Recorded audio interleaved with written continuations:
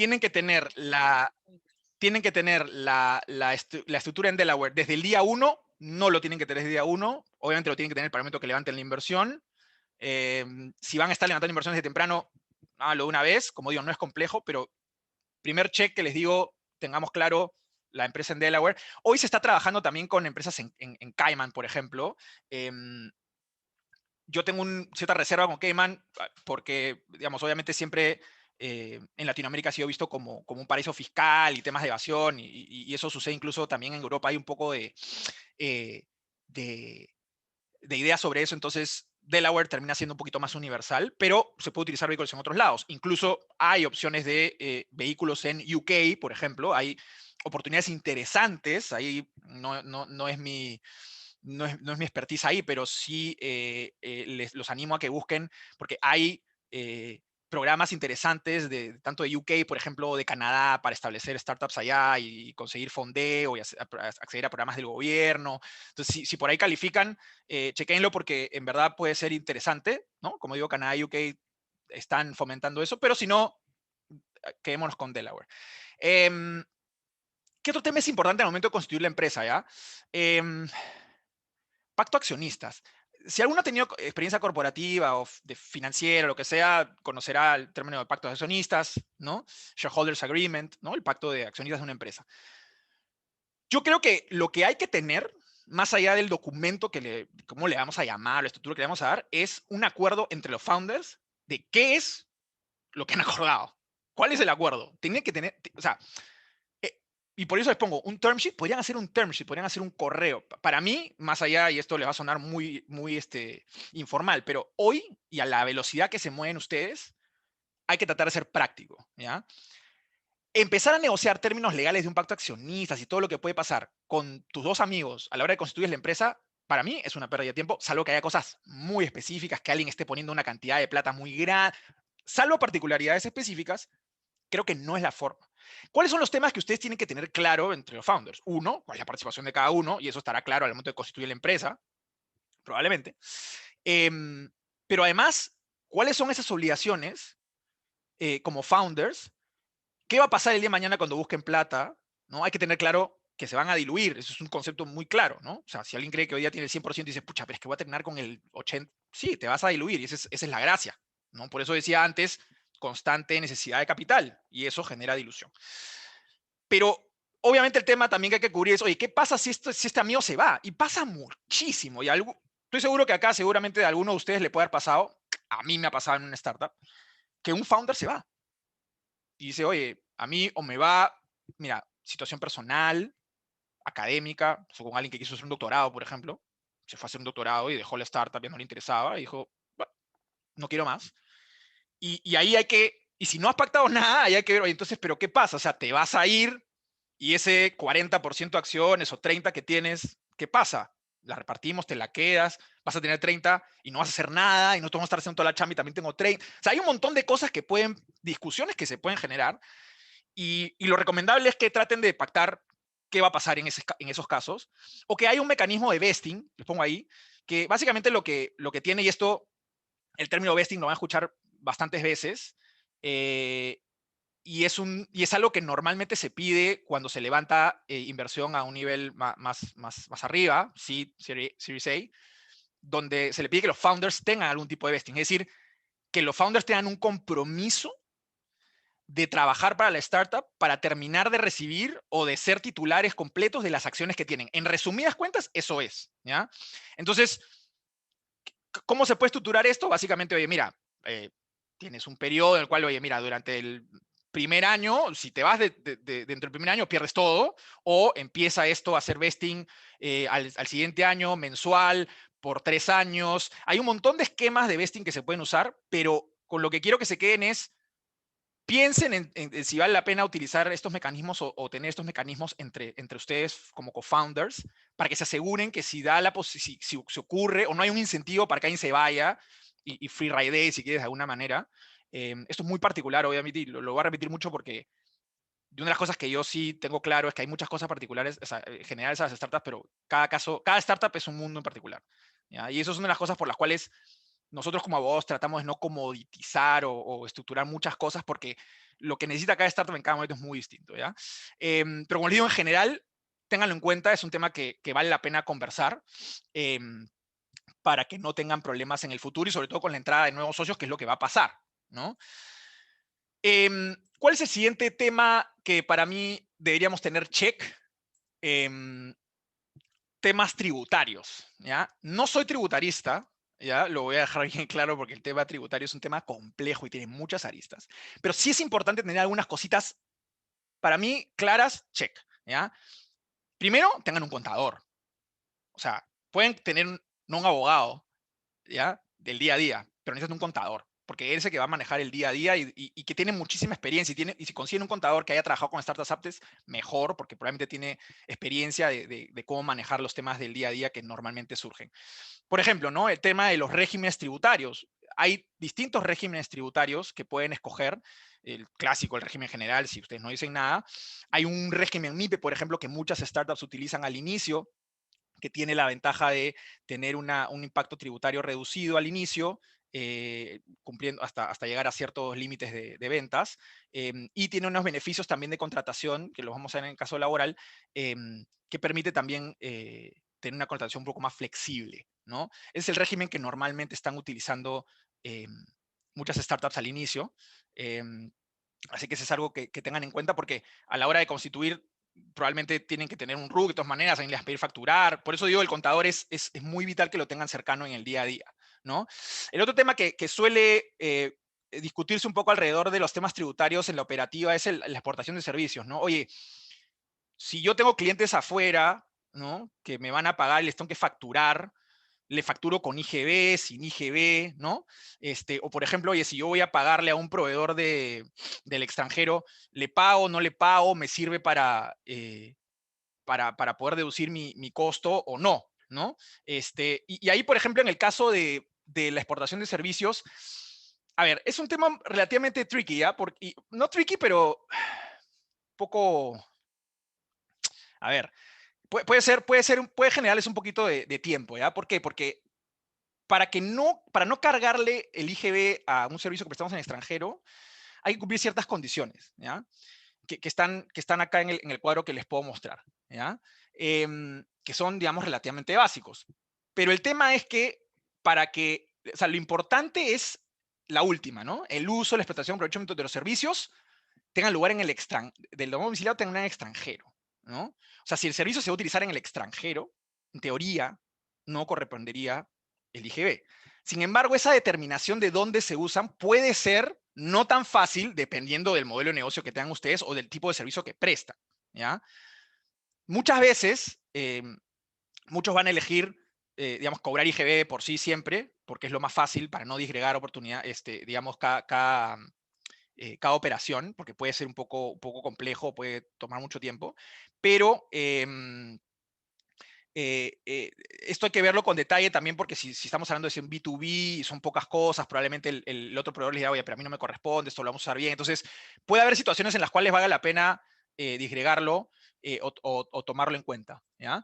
Lo otro también es el tema de deducción de gastos, ¿no? Oye, pago en el extranjero, etcétera. En realidad, para efectos de deducción de tus gastos, en la medida en que el gasto se condiga con digamos, tu operativa, es decir, es un gasto real, ¿no? O sea, es un gasto que se justifica por la naturaleza de tu negocio y que está destinado a generarte más rentas, ¿no? Obviamente es un gasto que se puede deducir, tiene que ser razonable, tiene que ser proporcional eh, y tiene que ser acreditado documentariamente, ¿no? Entonces, en la medida en que algún proveedor les ofrezca, les dé un comprobante, etcétera, en teoría eso les debería servir. Como digo, acá hay que ver los detalles porque hay modelos que pueden tener mucho componente de facturación extranjera o de este intercambio, y ahí quizás hay que mirar los detalles, pero es un tema que genéricamente les digo que es algo que mucho preguntan y mucho tendría que tenerse, ¿no? Temas laborales quick, ¿ya? Mucho preguntan, por ejemplo, temas laborales, ¿no? El gerente general de la planilla. Oye, yo hago una compañía, no tengo gente, pucha, no quiero tener a nadie en planilla, ¿ya? Y me dicen, oye, entonces, ¿puedo tener a nadie en planilla? Mira, la verdad es que podrías no tener a nadie en planilla, ¿no? Hay muchas empresas que están como dormidas, si quieres, o que funcionan como holdings y que no tienen a nadie que realmente, porque no tienen una operativa, ¿no? Entonces, en ese caso, las compañías podrían no tener un gerente. Mejor dicho, podrían no tener a gente en planilla, ¿no? Ahora, si vas a operar, hay principios laborales que hay que cumplir. El principio máximo, para que lo tengan en claro, es el de primacía de la realidad. ¿Ya? Ese es un concepto muy básico laboral, pero básicamente lo que te dice es, oye, más allá del nombre que tú le pongas, más allá de que lo estructures que se parece a esto y es esto por acá, a mí lo que me importa es la realidad. Oye, este pata estaba subordinado, tenía horario de trabajo, entonces, ¿le corresponde estar en planilla? Sí, entonces le está en planilla. Si tú le vas a poner un contrato de prestación de servicios, por más lindo que sea, complejo, hermoso, lo que quieras, si la actividad y las consideraciones dan para que esa persona esté en planilla, debería estarlo. Y siempre te haces poner a que no esté. Alguien me dirá, oye, pero es que es muy costoso. Chequen el régimen MIPE, es menos costoso, ¿ya? Entonces, ahí ténganlo en cuenta. Pero, por ejemplo, la típica es, oye, el gerente general, ¿lo tengo que poner en planilla o no? Mira, para mí la respuesta corta es si el gerente general es el único empleado de la compañía, este, y hace actividades, claramente debería estar en planilla. No tiene mucho sentido que no esté. Y si tuvieras otros empleados, tú podrías llegar a tener un gerente que no tenga actividad. Pasa con algunas compañías extranjeras, por ejemplo, que tienen un gerente que no es el que hace, digamos, la labor del día a día, no es el country manager, ¿no? Y es una persona, además, que cumple otra función. Ahí podría ser que esta persona que no cumple funciones pueda no estar, podría ser. Pero si vas a tener a alguien cumpliendo la función de country manager, probablemente esa persona califique para estar en planilla, así que deberías tenerlo en planilla, ¿no? Creo que ahí, tampoco soy laboralista, pero estos temas son temas muy comunes que nos consultan y que creo que vale la pena. La otra es la contratación en el extranjero, pasa muchísimo, equipos de desarrollo que están en otros lados, ¿no? Y cómo les pagas. Y ahí en realidad va a depender mucho de si hay particularidades en el país donde les vas a pagar. No sé, por ejemplo, en Argentina hay temas complejos a veces de em, de acceso a dólares, ¿no? Ese tipo de cosas que a veces se complican un poco. Entonces, dependiendo del país, podrían, podrían tener alguna particularidad de temas de pagos, pero en general, si no, en teoría ustedes podrían contratar a esa persona y pagarle en la medida en que le paguen debidamente y tengan y comprobante que les pueda emitir en el extranjero por recibir esos fondos. Eso en principio debería funcionar. Em, Trabajo remoto, hoy igual claramente estamos, y las startups nunca han sido ajenas a esto, pero hoy con mayor razón estamos la mayoría de equipos trabajando remotamente, y para eso hay que tener una política de trabajo remoto para que quede claro. Sobre todo, hoy están muy pendientes de temas de desconexión, ¿no? Respetar el tema de la desconexión con los empleados, tener una estructura que respete el horario de trabajo y el tiempo personal de las personas. Eso es una de las cosas que más se preocupa hoy día, ese tipo de políticas, pero hay que tener la política de trabajo remoto, ¿ya? Entonces, ese es un tema importante. Otro temita, para mí, clásico, términos y condiciones y política de privacidad, ¿ya? A ver, voy a empezar por lo primero, que lo puse al final, pero lo voy a poner primero, ¿ya? Términos y condiciones. Términos y condiciones en realidad es un documento legal, sí, pero es un documento legal comercial, ¿ya? ¿Por qué lo digo? Porque en realidad los términos y condiciones son eso, los términos y condiciones bajo los cuales la persona que va a utilizar su servicio lo puede utilizar. Por ejemplo, tienes una plataforma para que las personas creen un e-commerce, una tienda online, ¿no? Magnífico. ¿Cuál es la relación que quieres regular entre ese usuario y tú, ¿no? Oye, te voy a crear una tienda online. Monstruo, ya bacán. ¿Y qué implica? Bueno, te voy a dar todo esto. Ok, te voy a dar todo esto. ¿Y cuánto cuesta? No, no cuesta, o sí cuesta, o cuesta tanto, o tienes distintos planes. Bacán. ¿Qué tipo de cosas puedo vender ahí? Si tú no dices nada, pueden poner cualquier cosa, pero por ejemplo, tú no quieres que se creen tiendas online para vender productos que sean ilegales.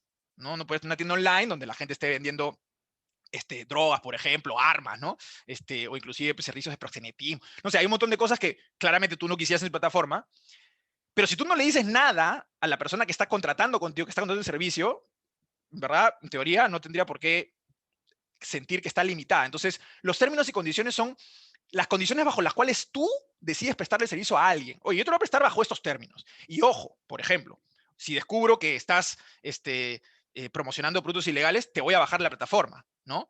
Porque si tú lo descubres y lo bajas, alguien te puede decir, oye, ¿por qué me has bajado? No, porque tu plataforma, es decir, pero ¿y dónde dice que yo no podía hacer esto? ¿No? Y les pongo un ejemplo muy claro de temas ilegales, pero hay cosas que pueden estar, que no son ilegales, pero que son cosas que tú no quieres en tu plataforma, ¿no? Entonces, no tienen que ser ilegales.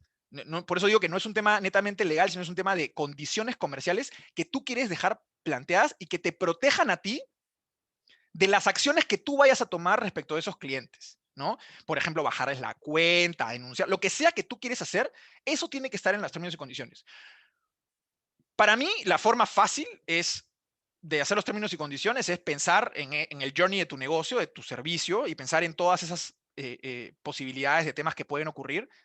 Los abogados ayudamos con esto, sí, porque, digamos, un poco estamos entrenados a pensar en todas las cosas malas que pueden ocurrir. Somos tipos que estamos naturalmente pesimistas todo el tiempo, a pesar que yo me considero optimista, pero siempre estamos pensando qué malo puede ocurrir, ¿no? Así estamos, digamos, conectados cerebralmente. Entonces, en esa línea sí, les puede ayudar conversar con un abogado, decir, oye, este es mi flujo, ¿no? Esto es lo que hago, ¿dónde crees que me puedo cubrir? ¿Ya? Eso sí es importante mirarlo, pero nace un poco del journey que tienen ustedes con los clientes. La política de privacidad es un documento aparte. Y acá hay otro tema bastante clásico. Muchos se utilizan juntos. Se hace un solo documento que en teoría cubre los dos. Y en verdad eso no es lo que corresponde. ¿Por qué? Porque les decía cuál es la naturaleza de los términos y condiciones. Pero la naturaleza de la política de datos es otra.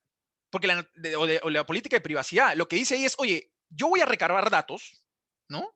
¿Cómo? A la hora que tú ingreses, tu mail, ¿no? Que te registres, voy a recabar estos datos tuyos. Te voy a decir para qué los estoy recabando y qué voy a hacer con ellos, ¿no? Eso es distinto de lo otro, que tiene una consideración comercial de estructura, y lo otro es, oye, los datos específicamente, ¿no? Entonces, la política de privacidad es un documento que tiene que ser aparte, ¿ya? Es recomendable que sea aparte. Hay menos ciencia porque, mejor dicho, hay temas muy legales acá y obviamente hay que cumplir ciertas disposiciones específicas, pero yo creo que sobre todo, el principio para mí acá es la transparencia. ¿Ya? En la política de privacidad, lo que se espera es que seamos transparentes con qué vamos a hacer con esa data. ¿Ya? A ustedes no les tengo que contar. Hoy día hay negocios que se financian o que su única posibilidad de revenue es utilizar datos, los datos que recolectan. ¿No? Entonces, claramente es cada vez más necesario ser transparente con qué vamos a hacer con esos datos, porque además no solo la gente está mucho más aware y mucho más pendiente de lo que está pasando con su información, y hoy creo que es mucho más claro, y documentales como este de Netflix, donde explican claramente pues, cómo funcionan un poco las plataformas con los datos y demás. Hay gente que se queda asustada, pero hay otra gente que dice, bueno, fine, está bien, a mí me funciona, traquea todo lo que quieras porque a mí me funciona que me des recomendaciones personalizadas, ¿no? Normal, pero ojo, ¿no? Para eso sí, pero para otras cosas no. Entonces, la política de privacidad tiene que decir cuándo las voy a usar para otras cosas. Ejemplo clásico, voy a compartir tu información con terceros, ¿no? Que pueden pagar por la data, que pueden pagar por servicios relacionados a información o reportes o lo que sea. Ya, eso, por ejemplo, puede ser un tema tan relevante que vale la pena que ustedes lo resalten, ¿ya? Y lo resalten de dos maneras, tanto en la política de privacidad, que tiene que estar claro, como en el tema del consentimiento, ¿ya? Acá hay otro tema que está muy relacionado, que es básicamente cuando alguien se registra en su plataforma, ustedes típicamente le van a dar la posibilidad de que haga check, términos y condiciones, check, política de privacidad. Y con eso, en la mayoría de casos, cumplen. Pero si hubiera, por ejemplo, esta posibilidad de que compartan estos datos con terceros, puede ser tan relevante que valga la pena que tengan un prompt o un check adicional para eso, porque podría ser que no sea consustancial el uso de la plataforma, ¿ya? O sea, si esa característica es consustancial y no podría registrarme y usar la plataforma sin darle ese check, ¿no? Entonces no tiene sentido separarlo, ¿ya? Métanlo en la política de privacidad. Pero si realmente eso es un tema aparte, entonces sepárenlo y es mejor separarlo porque es mucho más transparente, ¿ya? De hecho, en el Perú hay regulación de datos y de hecho hay que cumplir con registrar las bases de datos, ¿ya? Ese es un tema bien, bien clásico donde a muchos les puede haber pasado a los que están acá que les ha llegado una notificación del Minjus, ¿no? Con distintas infracciones o muchas veces últimamente están mandando como informes preventivos, ¿no? Oye, hemos visto que estarías incumpliendo, ¿no? Están haciéndolo como para decir de cosas. Y hoy, por ejemplo, son varias cosas con las que clásicamente puedes tener problemas ahí. Uno es el registro de las bases de datos, ¿no? Tus clientes, si registras gente, ya tienes una base de datos. ¿ya? Si registras a tus clientes, ya tienes otra base de datos, ¿no? Si registras incidentes, tienes otra base de datos. Todos los datos de bases de datos que contengan datos personales tienen que ser registrados, ¿ya? Pueden ser 1, 2, 3, 4, 5, 6, 7, 8, 9, 20 bases de datos, ¿ya? Y lo otro es la clásica esta del flujo transfronterizo. Y dices, oye, ¿qué es eso, no? Me han dicho que hago flujo transfronterizo y yo no vendo, no hago nada, yo solo opero en el Perú, ¿ya? Eso es una cosa muy simple en realidad. Eso lo que dice es si la data sale fuera del Perú, ¿ya? Si ustedes contratan, o sea, tienen sus correos, usan Gmail y usan el Drive para guardar su información, o usan Microsoft 365, o usan Amazon Web Services, o cualquiera de esas cosas, eso implica que la información que ustedes recolectan no está en el Perú. Está en algunos servidores de Amazon, de Google, de Microsoft, que no están en el Perú necesariamente. Entonces, si ustedes hacen eso, que es el 99% de los casos probablemente de una startup que está iniciando, hacen flujo transfronterizo. Entonces, simplemente cuando registren, denle chequen dónde está el servidor que les corresponde y lo marcan ahí y con eso se ahorran el problema. ¿Cuál es el otro tema, por ejemplo, que está hoy día muy en boga, ¿no? El tema de GDPR, ¿no? Esta norma europea de protección de datos. Y ese es un estándar, en realidad, que diría que es el estándar al que está yendo el mundo. Es el estándar, obviamente, si ustedes hacen negocios con Europa, claramente es un estándar que tienen que cumplir. Si no, no. Em, pero hoy, en realidad, yo me preocuparía principalmente de estos temas, de cumplir la normativa peruana, que en su mayoría podrá ser muy parecida a la normativa regional, ¿no? Sin decirles que he hecho una investigación respecto de cada caso, pero en general, por los temas que he visto con las startups regionales, em, lo común es esto, ¿no? La transparencia, ¿no? O sea, estos principios son los que rigen eso. Entonces, creo que ahí, y un tema, por ejemplo, ahí relacionado con eso es, si bien la norma peruana no exige tener una política de cookies, hoy lo están pidiendo, porque se entiende, por ejemplo, que los cookies de marketing son como, de alguna forma, el uso o la transferencia de los datos a un tercero para aprovecharse comercialmente, ¿no? Entonces, ahí es importante que tengan una política, hoy están pidiendo políticas de cookies o analicen si les corresponde tenerlo, porque es algo que se está poniendo un poquito más en boga. Para finalizar con el setup basics o los temas básicos que creo que les van a mirar, y este es un tema que también lo miran los inversionistas, es el tema de las marcas, ¿ya? En las marcas, el tema es bien simple. El registro es territorial. Si ustedes registran una marca en el Perú, nadie puede usar esa marca para ese propósito en el Perú. Pero si ustedes van a tener operaciones en otros países, tienen que registrar la marca en eso, o es recomendable que registren la marca en esos países también. ¿Por qué? Porque, como les digo, es territorial. Si ustedes crean la marca, por ejemplo, Rodrigo dice, mira, nosotros usamos el acrónimo REM, ¿no? Si yo digo REMTech, por ejemplo, que es un poco nuestro hub de tecnología interno, si yo digo, oye, voy a registrar REMTech en Perú, monstruo, ¿no? Lo registré, nada más lo puedo usar, qué magnífico, con mi logo acá, todo bonito. Y alguien hace lo mismo en Brasil, México, no voy a poder decir mucho, ¿no? Entonces, lo recomendable es que si ustedes tienen operaciones en otros países, lo hagan. ¿Es una lata? ¿Es un gasto adicional? Sí, pero es recomendable, ¿ya? No es un proceso complejo, ¿ya? Tanto a través de su abogado local, yo trabajo con abogados, por ejemplo, de toda la región, y ahí es muy fácil conectarlos con alguien que los puede ayudar. No es un proceso costoso, y no es un proceso difícil. ¿Qué cosas son importantes ahí que tomen en cuenta? La fonética, porque más allá, lo relevante para las marcas es la fonética, no el nombre. Decir, oye, pero mi nombre, no sé, ¿no? Esta tienda de la zanahoria, ¿no? Oye, pero esa es con S y la mía es con Z o sin H, lo que sea, ¿ya? La fonética es lo importante, ¿ya? Y eso es importante porque se puede encontrar que hay casos en donde ustedes, pucha, registraron o sea, quisieron registrar su marca, o de repente registraron la marca porque a veces pasan, in the copy puede pasar, y alguien se opone. Me pasó con una startup. Registró la marca, que era muy parecida fonéticamente a otra que existía, la verdad, en un rubro similar, pero se escribía distinto. Y en Indecopy lo pasaron. Pero como hay un plazo de oposición para que quienes tienen marcas protegidas puedan oponerse a un nuevo registro, estas personas se opusieron. Y finalmente terminaron ganando. Y esta startup tuvo que cambiar de nombre, ¿ya? Así que ténganlo en cuenta, ¿ya? También el tema de la cancelación por falta de uso, ¿no? Pasado cierto tiempo, una startup que quiere usar o alguien que quiere usar ese logo podría pedir una cancelación por falta de uso. Ahí si ustedes lo están usando pueden demostrar que se usa, pero solamente ténganlo en cuenta. Y en el tema de patentes, invenciones, a ver, creo que claramente si su emprendimiento tiene una base tecnológica, no tecnológica, todo lo que está en la tecnología, pero me refiero más científica, tiene un factor de investigación, etcétera, hay que pensar en registrar las patentes o las invenciones, pero no es lo común. Y después la otra pregunta clásica es la del software, ¿no? Oye, ¿puedo registrar el software como una marca? No, como una marca no. Como una patente tampoco, ¿no? El software se puede registrar como un derecho a autor, ¿ya? No es tan común, hay muchos que lo han hecho y de repente acá hay alguno que lo puede haber hecho. No es tan común porque la protección, digamos, es un reconocimiento de un derecho, ¿ya? Y el registro en ese, o la inscripción en ese registro les da una fecha cierta desde cuándo es tuyo.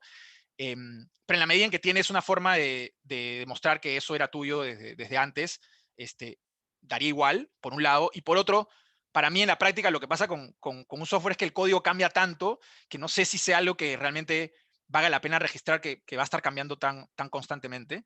Pero nada, ese es, en general, lo principal es el tema de las marcas.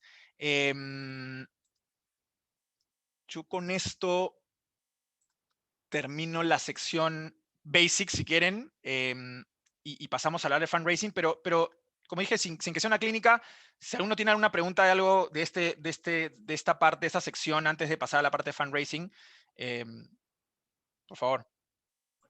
Dale, Víctor. Estimado de los costos de registrarse en Delaware o en Canadá o en el UK. Mira, de Canadá o UK no te sabría decir. En Estados Unidos, pucha, te puede costar $500, básicamente. Hay paquetes incluso más o menos entre 1.000 y 500, si quieres entre 500 y $1.000, dependiendo de lo que utilices, puedes conseguir una empresa, puedes tener una holding en Delaware. Sin mayor estructura, sin nada, o sea, digamos simplemente, oye, la empresa existe y that's it, ¿no? ¿Necesitas visa vigente para hacer esa No, inscripción? no, inclusive se puede hacer, o sea, lo que hacemos normalmente nosotros es que nosotros tenemos partners en Estados Unidos y contactamos con alguien en Estados Unidos y constituimos la empresa allá y lo hacemos de manera muy transparente y muy rápida, pero como digo, inclusive hay plataformas como Clerky o este tipo de cosas que también se pueden utilizar, ¿no? Y tienen paquetes parecidos, ¿no? $500, $1.000 por ahí. Listo, gracias. Dale. ¿Alguien más? Si no, paso a fundraising, que probablemente es la parte donde están más interesados. Voy a poner sus preguntas en el chat también y Ah, yo sí. ahí te ayudo a gusto con Dale, eso. ya. Perfecto, Lucho, gracias. Entonces, fundraising. Ok. Disculpa, Augusto, una Sí. pregunta. Por el tema de Delaware, me queda claro que el costo es no mayor, como mencionas, pero ¿cuáles son las responsabilidades o lo que trae, digamos, legalmente en el tema de estados financieros? Por ejemplo, si tengo la holding en Delaware que tiene a 3 empresas en Perú, tengo que luego presentar cada estado financiero de esas 3 empresas en Estados Unidos según IFRS.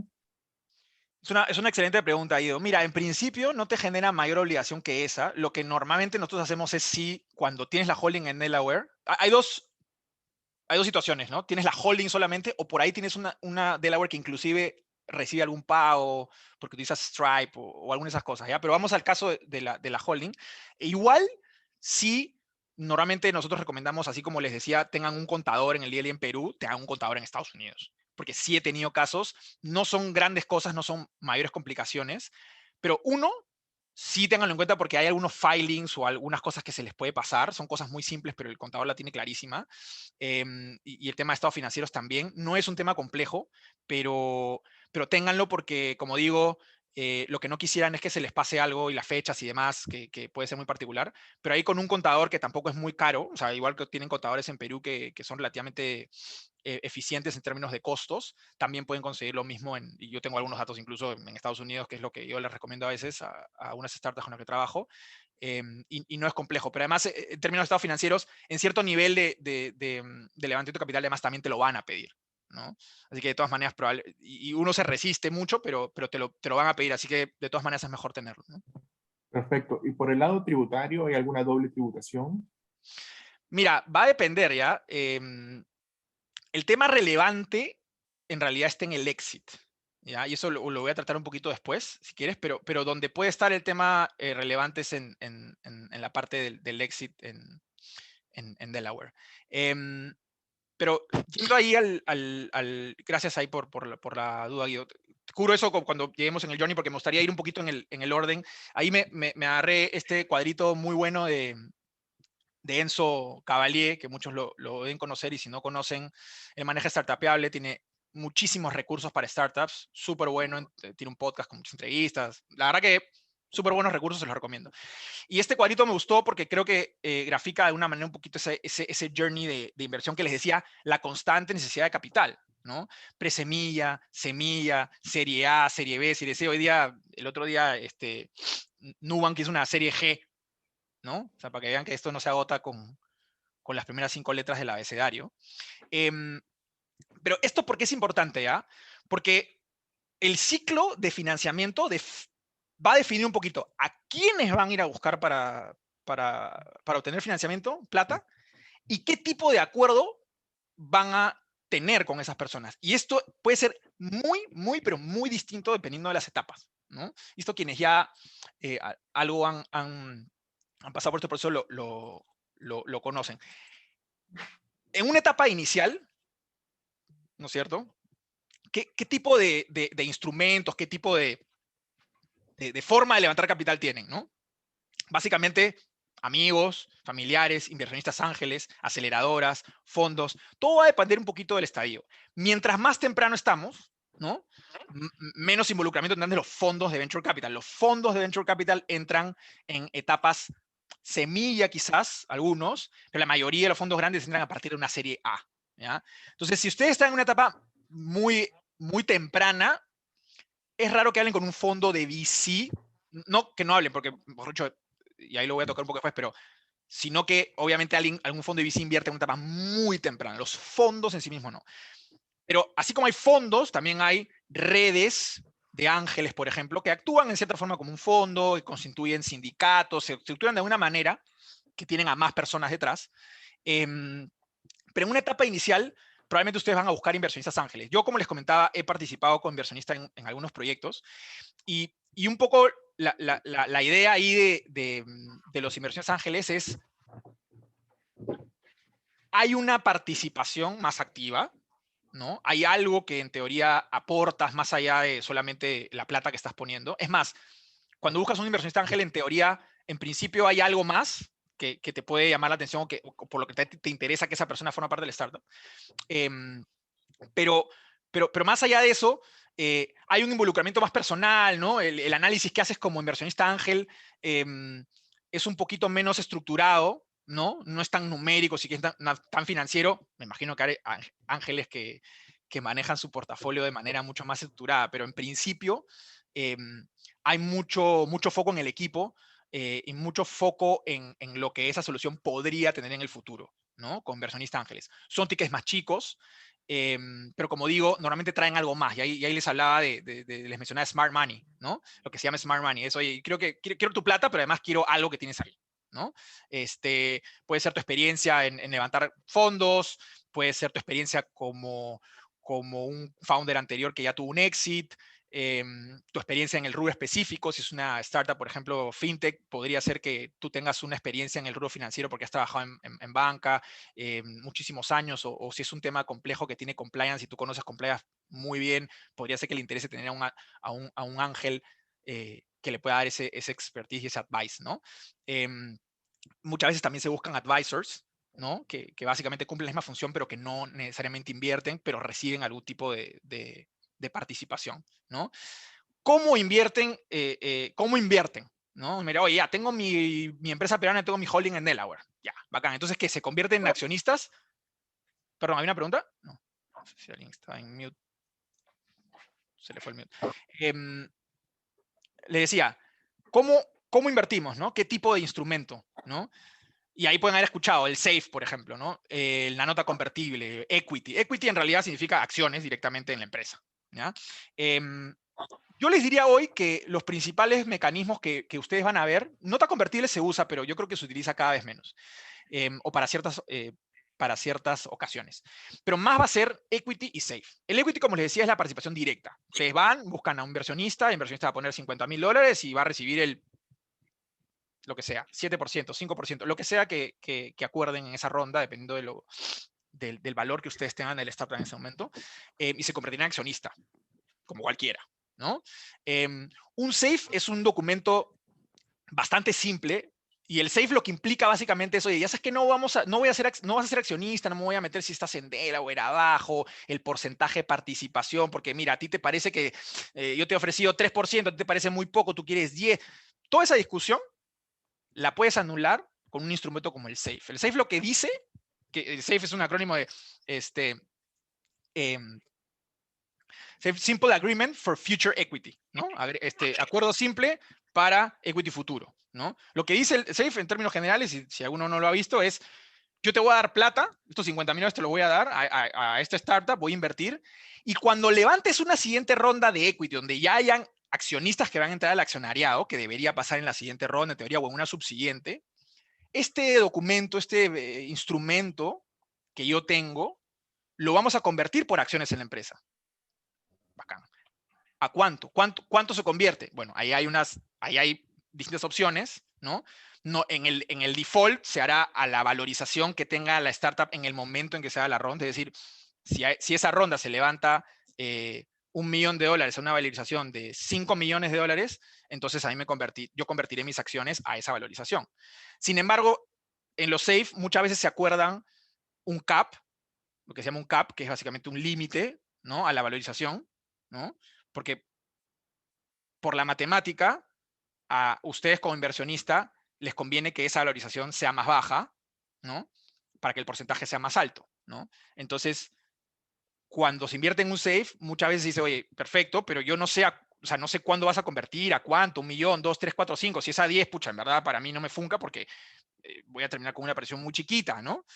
Parecía la discusión. Entonces, no es tan aterrizada porque no hay que ir al detalle de cuánto tienes hoy, pero sí establecer un cap, ¿no? Entonces, lo que se hace normalmente es decir, oye, mira, esto podría convertir o podría levantar plata a 10 millones o 8 millones o a 5, pongamos un cap de 5, 4, lo que sea que haga sentido para las partes. La idea es que sea estándar, no negociar ese tipo de cosas por cada inversionista, sino que en su ronda ustedes definan, oye, mi ronda va a ser en SAFE, ¿no?, con estas condiciones, un cap de tanto o un descuento, que lo que se traduce en realidad es que cuando, por ejemplo, un descuento típico, 20%, digamos, ¿no? ¿Eso qué quiere decir? Que en la práctica, cuando convierten sus acciones, si les tocaba por esos 50,000, 3%, bueno, tienen un 20% de premio, por así decirlo, y reciben un 20% más de acciones porque entraron temprano. Y ese es un poco el premio que se le da a los inversionistas que entran temprano en la conversión. O el cap, que también es un premio, porque si la startup le fue bien, ustedes van a convertir a un precio menor y van a recibir más de lo que van a recibir los inversionistas que ponen esa misma cantidad de plata en la ronda. Así que los dos son protecciones.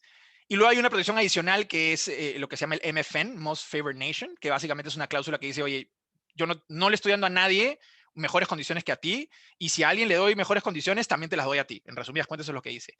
Se utiliza regular, pero les voy a decir que probablemente el cap o el descuento, y creo que el cap más hoy, es lo que más se utiliza en esa etapa, ¿no? Creo que hay una pregunta de José Luis. Sí, eso te iba a decir justo. Dale. Hola, Augusto, ¿cómo estás? ¿Qué tal, compadre? ¿Cómo estás? Todo bien. Oye, una pregunta, así como colocan caps, ¿también se colocan floors en los safe? Porque también si te dan una valoración muy baja, de ahí le darías mucho equity a ese que le prometiste el safe. No, o sea, lo que pasa es que al final, si tú le vas a dar el cap, lo que va a pasar es que vas a convertir al valor de la ronda, ¿no es cierto? Pero en tu caso, esa ronda, si es de, por ejemplo, le pones un valor de 5 millones a tu cap, ¿no? Y si la ronda conviertes a 10, a ti te aplica 5, ¿no? O sea, es un cap, pero es un floor, porque en realidad al final, de alguna manera es un floor de la valorización, ¿no?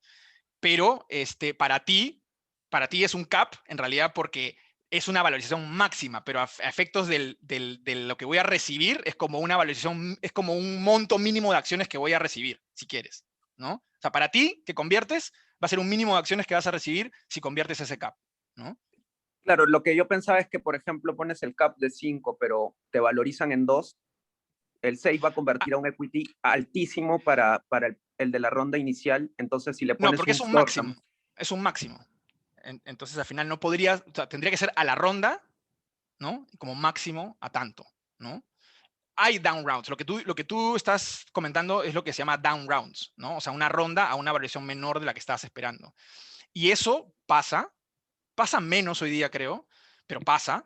Y en esos casos, técnicamente hay otras protecciones que algunos inversionistas quieren tener, pero que para etapas tempranas te voy a decir que no son comunes. O sea, lo común va a ser que tú tengas o un cap o un descuento con inversionistas. O sea, tú como startup, cuando estructures, en realidad la matemática de ponerle un cap o un descuento es parecida en muchos casos, en tus variables, pero, pero yo tengo la impresión que hoy más se está utilizando el cap como mecanismo de protección que el descuento, por ejemplo, ¿no? Y como te digo, inclusive el MFN, lo he visto mucho en casos donde se levanta en plataformas, donde van a haber varios inversionistas, sindicatos, ¿no? No quieres entrar a ese detalle, pero el MFN, de hecho, también es una protección interesante. Lo iba a tocar en realidad en la siguiente parte, pero si quieres adelanto esa parte porque creo que vale la pena tocarlo, que es un poco los términos legales, si quieren, ¿ya? Y ahí tú apuntabas, José, creo bien al tema de protecciones que te pueden pedir como inversionistas. Por ejemplo, el tema de la dilución, ¿no? O sea, hay cosas que los inversionistas van a ir pidiendo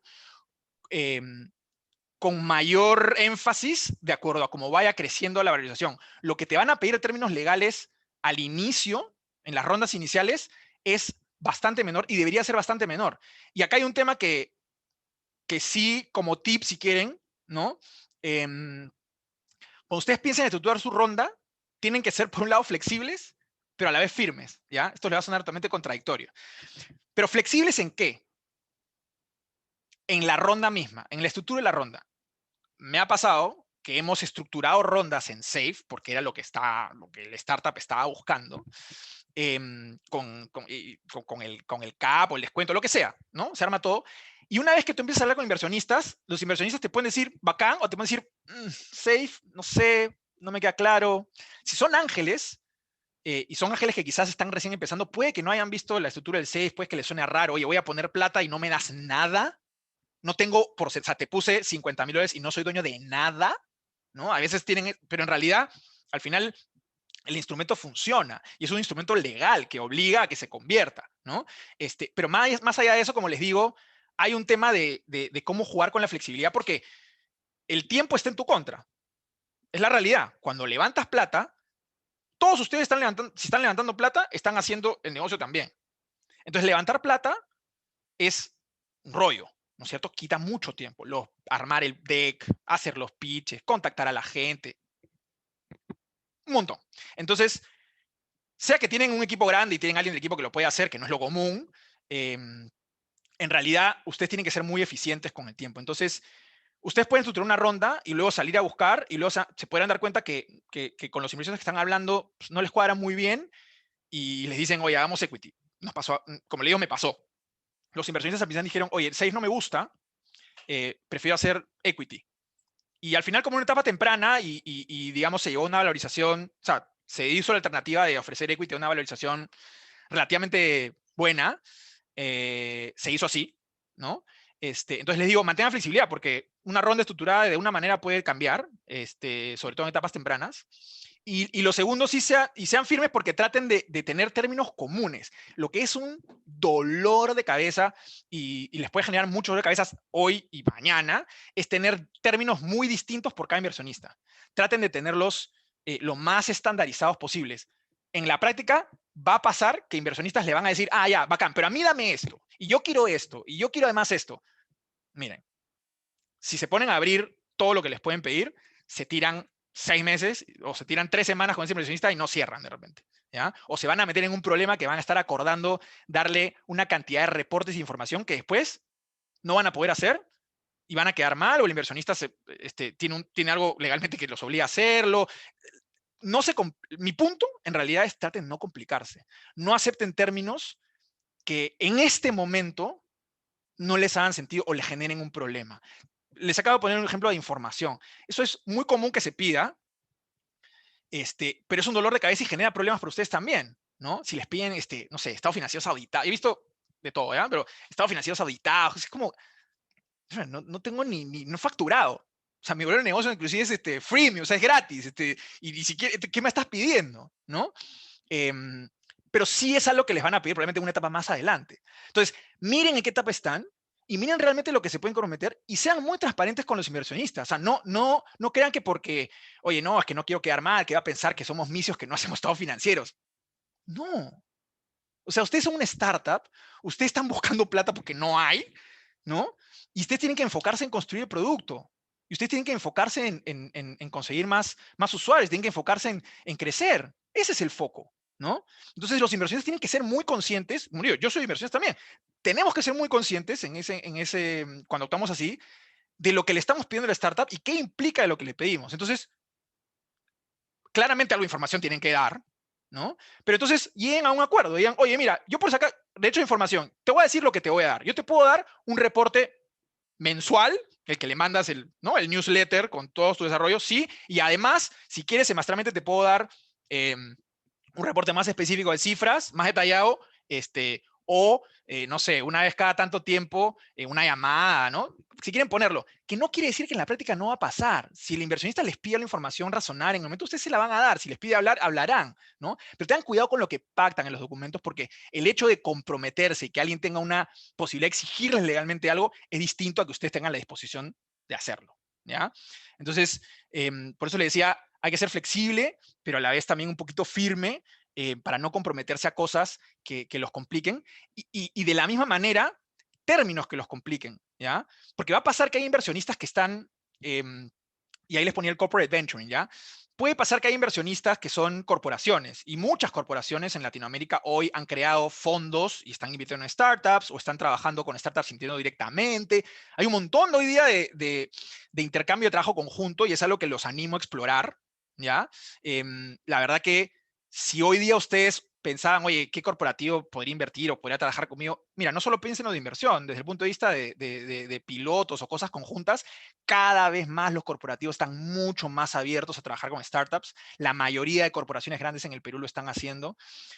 Con Lucho en PECAP, yo colidero con Lucía Martí de Guaira el Comité Open Innovation, y estamos muy dedicados a tratar de fomentar ese trabajo entre startups y corporativos. Así que los animo a buscar los recursos en PECAP, a buscarme a mí, a Lucho también, y a los demás que estamos metidos en esto, porque creo que es una avenida que antes no se exploraba y hoy vale la pena explorar. No solo desde el punto de vista de fundraising, que háganlo, pero además también desde el punto de vista de partnerships, pilotos, probar algo con un producto específico de ellos, lo que sea. Hoy hay mucha apertura, les recomiendo que lo hagan, pero lo que puede pasar también, digamos, desde el punto de vista malo, si quieren, es que algún corporativo que recién está empezando utilice términos legales que no se ajustan a la etapa en la que están ustedes, ¿ya? Y me ha pasado, por ejemplo, que hay inversionistas corporates regionales que, por ejemplo, invierten en Serie A, ¿ya? Y si tú inviertes en Serie A, que es una etapa bastante más arriba, tienen términos bastante complejos, bastante duros, y que no se aplican realmente a lo que están haciendo. Pero si ustedes los aceptan en ese momento, es complejo porque esos términos normalmente están hechos para que duren durante todo el tiempo que el inversionista es inversionista. Entonces, en la siguiente ronda que ustedes levanten capital, les podría pasar, y lo digo porque me ha pasado al otro lado, decir, oye, ¿qué cosa? ¿Qué le diste qué? ¿Que acordaste qué? ¡Está loco! ¿Te pata cuánto puso? $50,000. Ah, ya. O sea, puede pasar que hayan cosas que no hagan sentido después, ¿ya? Y eso también, es un mensaje para ustedes, que la mayoría son obviamente founders, pero también para quienes sean inversionistas, seamos súper conscientes en las cosas que pedimos, porque de verdad después, más es el trabajo que le vamos a, o sea, la complicación en que los vamos a meter a ellos, ¿ya? Entonces, sí sean muy cuidadosos de lo que van a acordar. Yo sé, y me van a decir, oye, no estoy para rechazar plata. Nunca les voy a decir rechacen plata. Nunca. Yo he levantado plata también. O sea, es durísimo, es complicado y nadie está para rechazarlo. Pero precisamente porque nadie está para rechazarlo, se los digo, también los inversionistas también están buscando la oportunidad. Si les interesa, hay interés realmente, les va a interesar, y que si les dan estados financieros o no, o cosas así, realmente al final no importan, pero hay mucha estructura y hay muchas cosas que se toman como no, este término lo tengo que tener porque el directorio me pide que sí o sí. Hay que verlo, pero tengan cuidado con esa parte. Lucho, creo que hay unas preguntas ahí, no sé si me... No, yo estoy hablando con Walter, de hecho aprovecho ahí, Walter, escríbenos qué te gustaría en términos de involucrarte con nuestras iniciativas de Open Innovation y conversamos. Eso lo podemos ver tal vez al final. Hay una pregunta también, pero es sobre otro tema, mejor te la dejo para el final, ¿ya? Dale, entonces, ¿qué es lo que van a ver en temas de documentos, ya? Les hablaba antes del SAFE, ¿ya? Si utilizamos SAFE, es muy probable que ustedes vayan a ver un documento aparte que se llama Site Letter, ¿ya?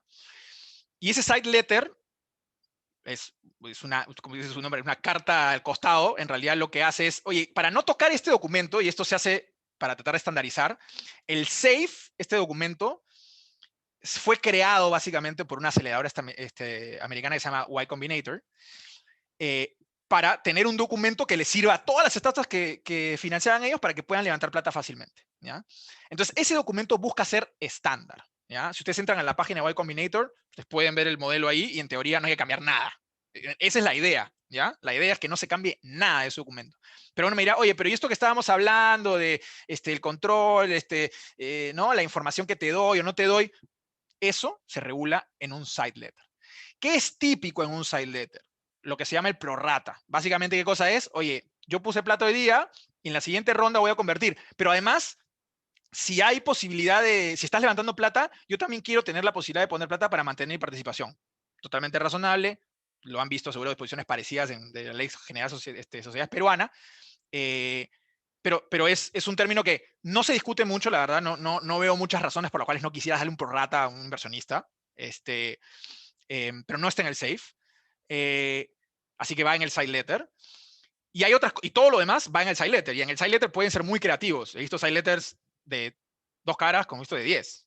¿No? Si les llega un side letter de 10 caras, o sea, les digo de frente que la verdad es algo que esté en Arial 25, pucha, not a good sign, ¿no?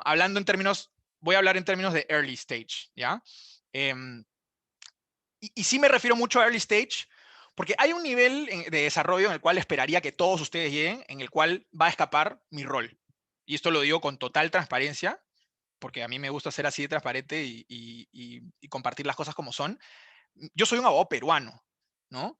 Y yo puedo manejar muchos temas de levantamiento de capital, trabajando incluso con partners en Estados Unidos para manejar los temas de Delaware. Pero hay cierto nivel en que los inversionistas con el que ustedes van a tratar van a contratar abogados americanos grandes y probablemente a ustedes les tocará contratar a un abogado americano grande. Quienes hayan pasado por YC, si lo han hecho, Y Combinator y estas aceleradoras grandes tienen incluso acuerdos muy buenos con estudios grandes en Estados Unidos, parecidos a los que tienen incluso aceleradoras locales, donde obviamente pueden acceder a esa asesoría de manera mucho más gratuita en algunos casos o con algún tipo de crédito en algunos casos. Pero siempre piensen que hay un nivel, que, como les digo, probablemente serie A, donde todos esos términos ya complejos va a requerir que ustedes gasten abogados. Y acá me van a decir, claro, aquí viene la propaganda. No es propaganda. No me contraten a mí, contraten a un abogado que conozca, ¿ya? Y se los digo con toda honestidad.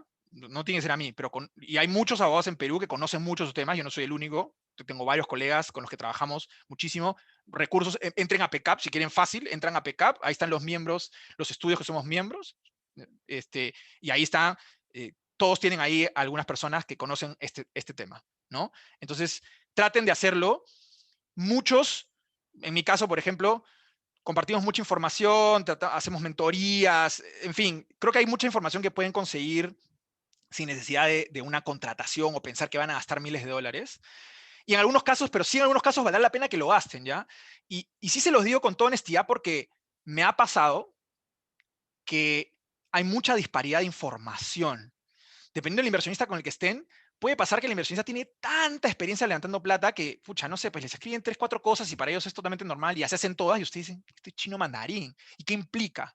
¿No? O pueden entender más o menos qué implica y dicen, ya, ok, lo acepto o no lo acepto, pero en los términos legales nunca es blanco y negro, pues. Todos los términos, todas las cosas están redactadas en, no sé, 2 párrafos, 5 líneas, y cambiar una palabra, a veces puede cambiar el sentido completo, ¿ya? De verdad se los digo, asesórense de la mejor manera que puedan, con gente que conozca, porque hay muchos casos de cosas malas que han pasado, que pueden pasar, si no tienen esa asesoría a la hora de levantar dinero. Piénsenlo como una inversión, porque de verdad y del otro lado, tengo clientes que me han dicho, pucha gusto, en verdad, no pensé gastar, pero de verdad que si no gastábamos, en verdad nos iban a matar. Y yo he tenido casos donde he visto cosas súper abusivas, súper abusivas. No digo que los investors sean así, pero les puede tocar un investor que no sea muy founder friendly, y ahí hay que tener no cuidado de desconfianza, pero hay con pies de plomo, porque claramente ellos tienen su negocio, ellos están buscando ganar plata, ¿no? Cada uno tiene que cuidar por lo suyo, y ustedes también. Así que, y parte de la idea de este workshop es darles estas herramientas para que tengan una idea, pero no trata de reemplazar que busquen asesoría en el momento en que lo necesiten, porque los términos siempre van a ser muy particulares, ¿no? Augusto, hay una pregunta, ¿ya? De Juan Sinaura. A ver, en un prototipo que necesita inversión inicial para volverse un MVP, tenemos algunas validaciones del mercado e interés. ¿Cuál sería el lugar indicado para levantar inversión? Entiendo que sería un pre-seed. ¿Y cuál debería ser nuestro checklist básico para los inversionistas? Gracias ahí por la pregunta, Juan. Mira, yo creo que si estás buscando plata para viabilizar, básicamente para tener tu MVP, probablemente tiene más sentido ir o con una, y a ver, acá puede haber discusión, ¿no? Las incubadoras hoy todavía funcionan, y la verdad que dependiendo de lo que estés viendo y la experiencia que pueda tener, no es un mal recurso. Pero es cierto que muchas incubadoras no implican fondeo, ¿no? Entonces hay que pensar si es que realmente hay una necesidad de fondeo más allá de los skills que te pueda dar la incubadora. Pero si no, yo creo que o sea, Los Ángeles y las redes de ángeles, y ahí vuelvo con el Cherry a Pickup, porque en Pickup en verdad tenemos, y ahí gran chamba de Lucho, te aprovecho en el Cherry, Lucho, por la chambaza de crecer Pickup y los afiliados y los asociados a Pickup. Hoy día hay muchísimas empresas y fondos, entonces cada vez hay más recursos, cada vez hay más gente que esté interesada. Entonces Pickup creo que es una buena... es un buen lugar de recursos para pensar en quiénes podrían estar ahí. Y lo otro es, como les digo, ángeles. Yo creo que es una buena oportunidad, más sobre todo porque si necesitas esa inversión para el MVP, quizás te puede convenir buscar un ángel que tenga la experiencia o en la construcción de eso, o en la industria donde estás construyendo, o algo por el estilo, ¿no? Entonces, de alguna manera puedes matar 2 pájaros de un tiro, ¿no? Recibir plata, recibir expertise, y quizás no necesariamente por un monto de equity tan alto, ¿no? Y en términos de checklist, lo básico, ¿no? Yo creo que ahí lo que hablamos al principio, sobre todo de tener la compañía incorporada y tener pues la marca probablemente ya la pensaste antes de hacer el MVP, así que obviamente tiene sentido que lo hagas. Y creo que eso en realidad, porque la parte laboral, tributaria, probablemente va a ser menos relevante si no estás operando y estás todavía en esa etapa, ¿no? Pero creo que por ahí, no sé, Lucho, si se te ocurre algo más, también, por favor. Ahí lo pongo en el chat. Bacán. Entonces, ¿cuál es el siguiente tema para mí relevante, ¿no? Acá les puse una fotito que me parece bien bacán, porque es una empresa uruguaya, se llama D-Local, que acaba de hacer un IPO.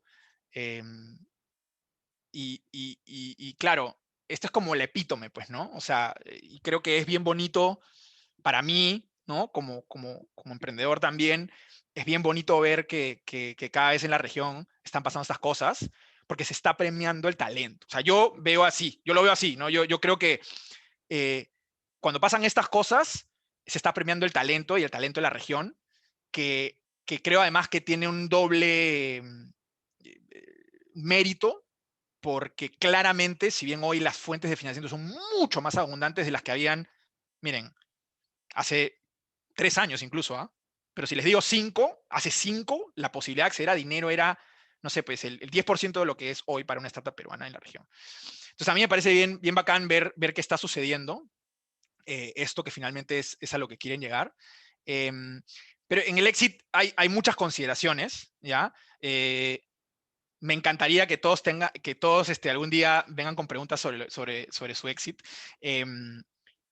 la realidad es que este caso, por ejemplo, es un IPO, ¿no? Es un IPO que es un Initial Public Offering, una oferta pública de acciones en la bolsa de Nueva York, ¿no? Un poco como la bolsa epítome. También hay muchos casos de UK, por ejemplo, ¿no? O Canadá, como les mencionaba, pero la clásica del IPO es en Nueva York. Y ahí, ¿qué es lo importante, creo que tengan en consideración del journey también, que quizás no lo mencioné tan en detalle? Es el tema de la dilución. No se asusten. O sea, si ustedes empezaron con el 80, 90, 100% de la compañía, es normal que van a terminar con la mitad en esta etapa. Y,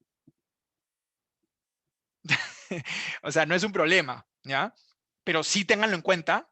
O sea, no es un problema, pero tienen que tenerlo muy chequeado. ¿Por qué? Porque lo que no puede pasar es que en una etapa temprana ustedes terminen muy diluidos, porque tienen que dejar espacio para las siguientes rondas. Voy a volver al cuadrito de nuestro amigo Enzo. Caramba, se me fue.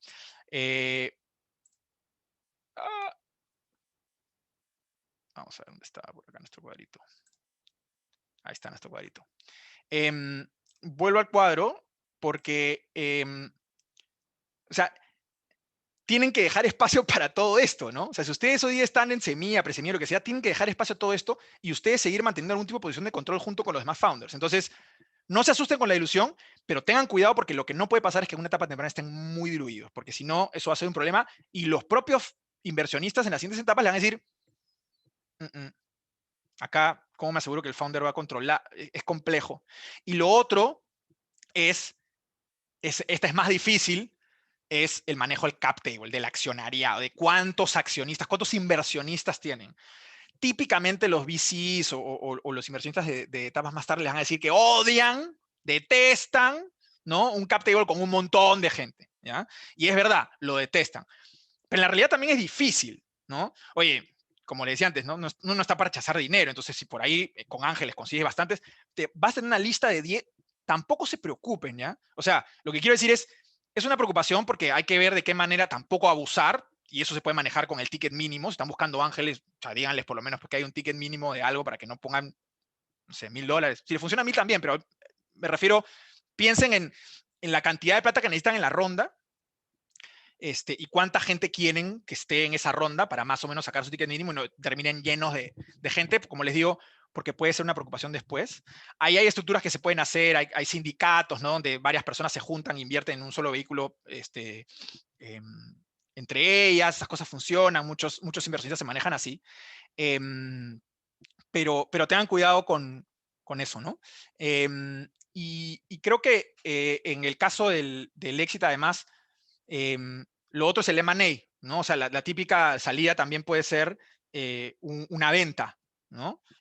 Cualquiera de las empresas que ustedes están desarrollando, puede venir un competidor el de mañana y comprarlos. Pasa mucho, lo acabamos de ver con Corner Shop, si quieren, Uber, para un ejemplo que acaba de salir en noticias hace poquito.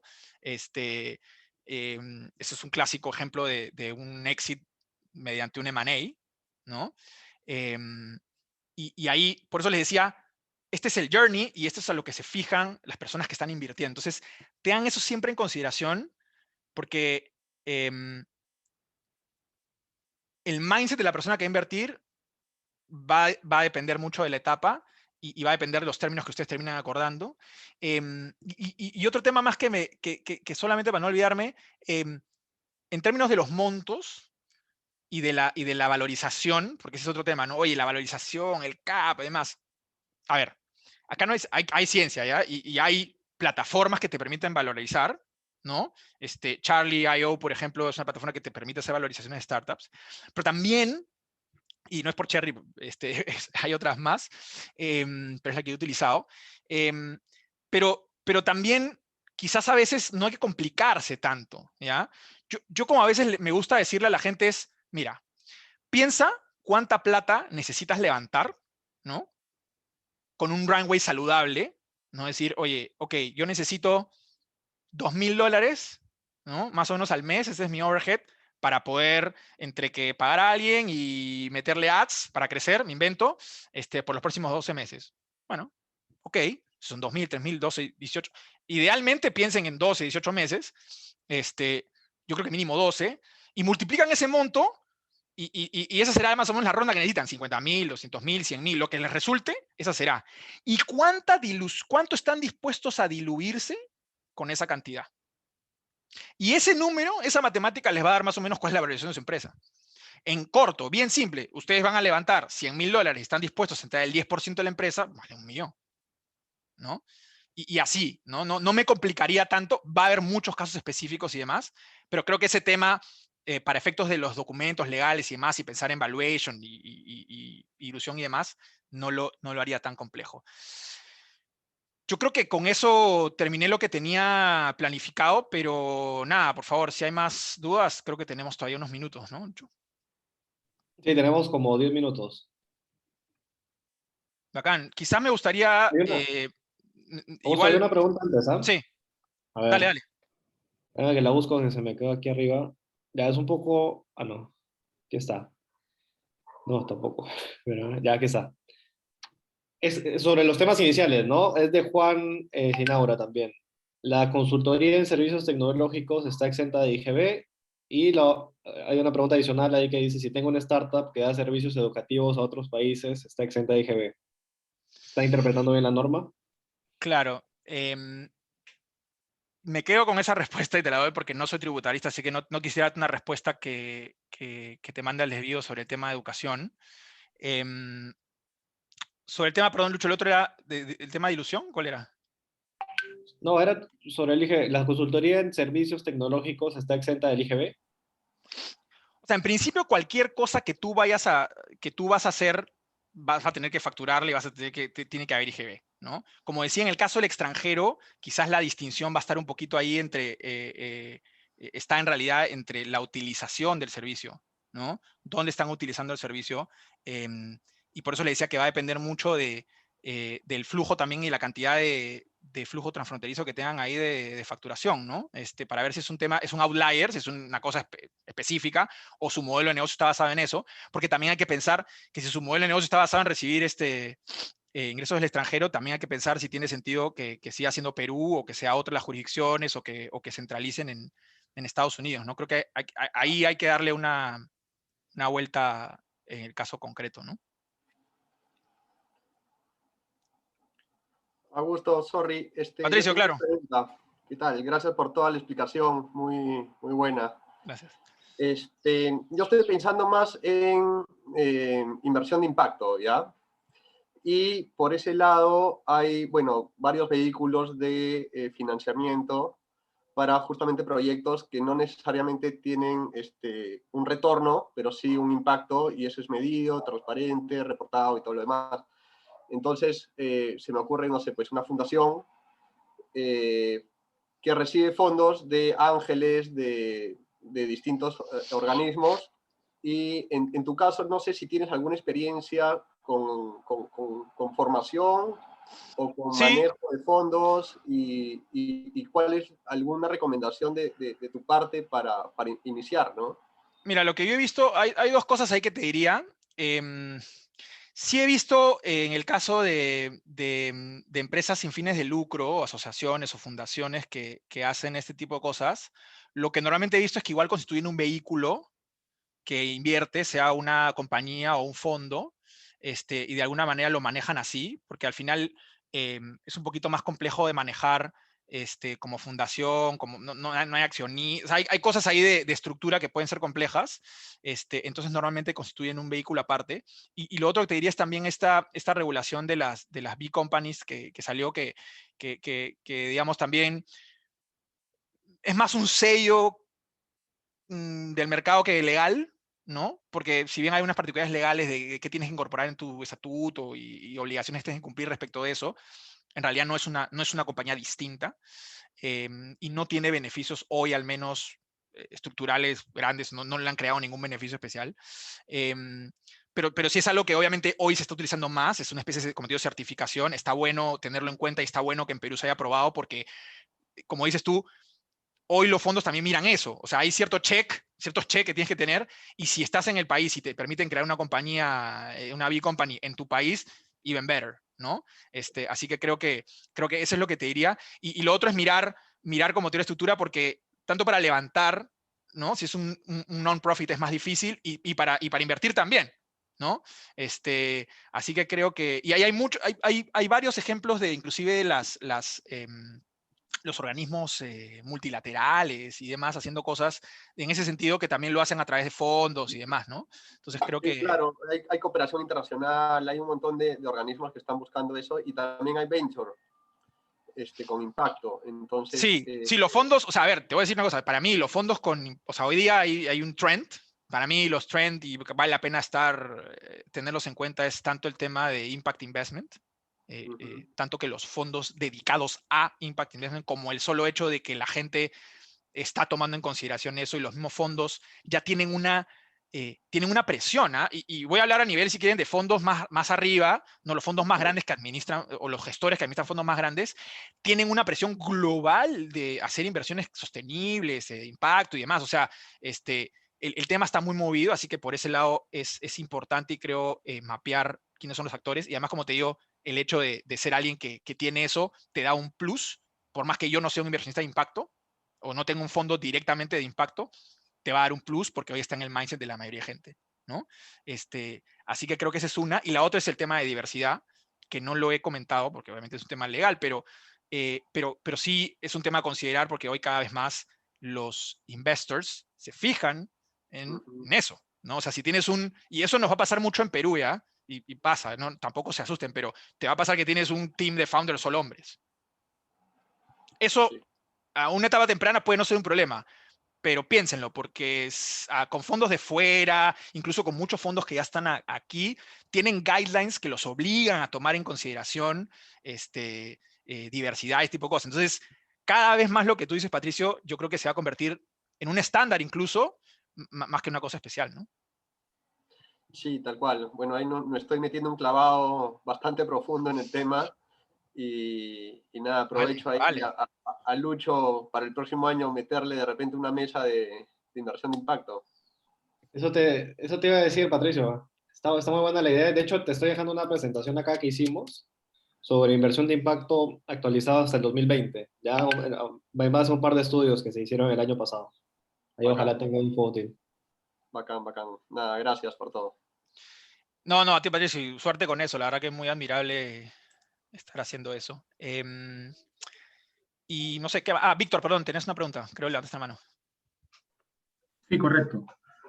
Pensando en el tema de dilución y etapa temprana de recoger fondos, si tienes una empresa que está generando ingresos y que incluso, por ejemplo, está proyectada para estar even o con una ligera utilidad, o sea, ¿qué tanto puedes diluir pensando luego en las etapas posteriores? No sé si me estoy haciendo entender, ¿no? Porque yo arranqué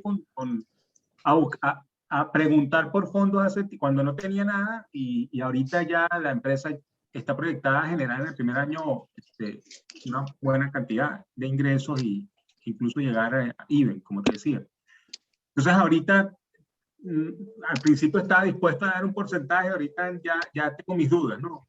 ¿Cómo pensarías que se puede hacer eso, ¿no? Mira, primero te felicito porque si llegar a tener profit, ingresos y demás en ese mundo es complicado, así que eso está bueno.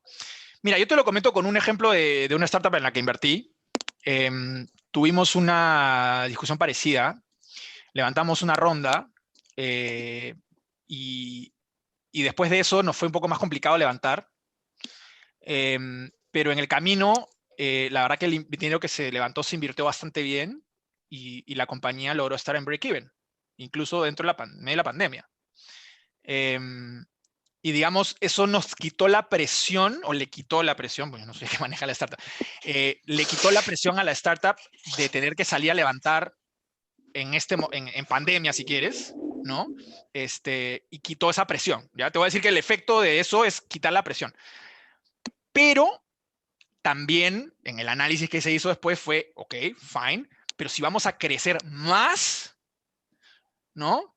No da. O sea, estamos en azul, pero no da, no llega, ¿no? O sea, como para que el excedente pues se pueda acumular y podamos invertir y hay que meterle, no sé, $5,000 en ads o lo que sea, ¿no? No va a alcanzar. Entonces, hay que pensar obviamente igual en levantar plata. Ahora, Obviamente, el hecho de que tengas ingresos, el hecho de que estés en azul, te pone en una situación distinta. Es más, te pone en una situación tan distinta que hoy, eso no es mi rubro, pero digamos, lo comento porque es lo que veo, hoy hay muchas plataformas y startups inclusive que están en este rubro, que están financiando startups que tengan modelos de suscripción o revenues asegurados, ¿no? Básicamente lo que hacen ellos es, oye, tienes subscription-based que ya recibe tal flujo, bacán, te lo financio y me garantizas con eso y se va a pagar. Entonces es como una especie de adelanto, si quieres. Ese modelo de financiamiento se está utilizando para precisamente decirle a startups que tienen ingresos y le oye, pero no salgas a levantar plata. Si tienes ingresos, yo te puedo financiar así. Es como un préstamo, si quieres. Eso es estructura, pero digo, hay estructuras que pueden funcionar de financiamiento alternativas si eres una startup que ya tiene ingresos, que tiene ingresos recurrentes. Entonces, ahí hay que pensarlo. Pero definitivamente, si vas a tener una inversión de, no sé, $500,000, $1 millón para salir a 3 países, probablemente igual vas a tener que levantar. Lo que te va a ayudar el hecho de que ya estés en break-even, si es que estás o tienes ingresos, definitivamente es a mejorar la posibilidad de que esa inversión suceda, ¿no? En los términos que tú quieres, ¿no? Porque no es algo que obviamente se consiga tan fácilmente en el mundo startupero, ¿no? O sea, ya no se consideraría que esté saliendo una ronda, porque fue una pregunta que me hicieron. ¿Estás en semilla, en presemilla? Yo, no sé. Mira, depende. A ver, ¿alguna vez has levantado plata? O sea, ¿es la primera vez que levantarías? No. La empresa ha ido a pedal y bomba. Bueno, o sea, entonces probablemente no estás. O sea, presemilla, lo que. A ver, ahí, inclusive el otro día leí un artículo que decía: bueno, There's no disculpa, such thing as pre-seed, ¿no? Como, en ¿qué realidad, es pre-seed? en realidad sí levanté plata, pero fue un préstamo. O sea, una Ok, empresa financiera confió y bacán. prestó plata a un plazo X para No, rodar los primeros buenazo. proyectos, ¿no? Buenazo, eso es más raro. Eso es raro. De hecho, la necesidad de financiamiento a través de equity o inversionistas es porque hay menos alternativas para una startup de ir a un banco a que te financien, ¿no? La tasa de interés es sumamente alta, por supuesto. Pero ya es algo, ya es algo. Sí, por Pero supuesto, no, muy pero en ese caso, agradecido de claro, eso. mira, más allá del término de pre-seed, porque como te decía, hay un artículo del otro día que decía, no existe, o sea, ¿qué es pre-seed? O sea, seed de la semilla, ¿qué hay antes de la semilla? ¿No? Pero bueno, más allá de eso, más va a ser, creo, el término de cuánto necesitas y qué tipo de gente estás buscando, ¿no? El monto te marca mucho. Hoy, por ejemplo, yo lo que veo, ahí, Lucho, tú podrás tener una impresión distinta, pero yo lo que veo es que los montos que antes identificábamos como qué es semilla, qué es serie A, ¿no? Antes decías, bueno, ya pues 100,000, 200, si levantas 100,000, 250,000, 500,000, mira, antes era algo así, ¿no? 100,000, 250,000, ok, etapa temprana, ¿no? 50,000, 100,000, pre-seed, si quieres, seed, 200, 100, 250, más allá. Pero en realidad, hoy día hay de todo. O sea, hoy día hay rondas seed, voy a hablar estoy hablando de la región, ¿ya? Incluso en el Perú. Pero hoy día hay rondas seed, o sea, hay fintechs mexicanas levantando rondas seed de $80 millones. Seed. Y otra startup en la misma etapa levantando 2 o 1, ¿no? Entonces, ya el monto está muy así. Va a depender mucho del rubro en que estés. Como te digo, fintech hoy día está recibiendo montos groseros, entonces las rondas son mucho más grandes, pero en otros rubros no necesariamente es así. Entonces yo creo que hay que mirar un poquito en el rubro en el que estás y mirar otros ejemplos y más o menos te puede dar una idea de con qué montos están saliendo al mercado, ¿no? Gracias. Hay una pregunta en el chat. A ver, pero sale mejor entrenarse en confianza, se puede ser negociaciones ligeramente diferentes para los safe. Bueno, a ver.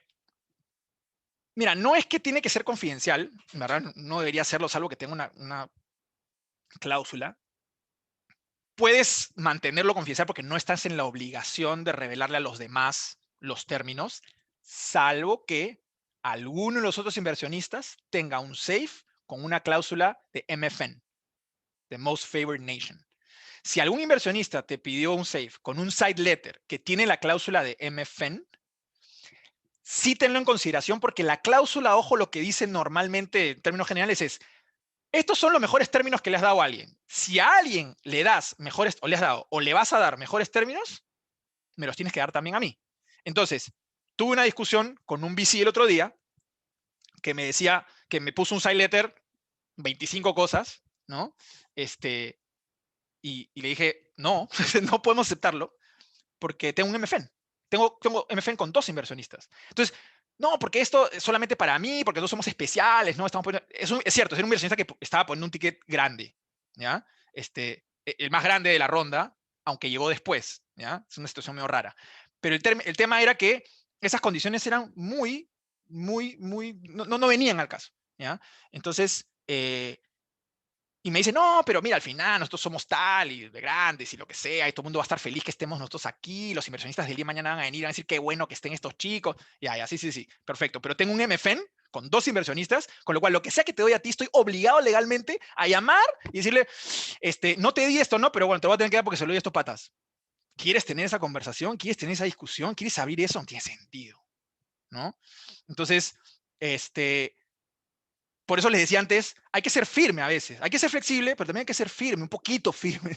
Me van a decir, mira, cuando te viene plata te dicen, oye, take it or leave it. Si te dicen take it or leave it, probablemente take it y te arreglas el problema después, ¿ya? Si me pides poner así, decirte, oye, me ponen, mira, salvo que es una cosa que muy grosera, de repente, take it, ¿no? Y te arreglas el problema después.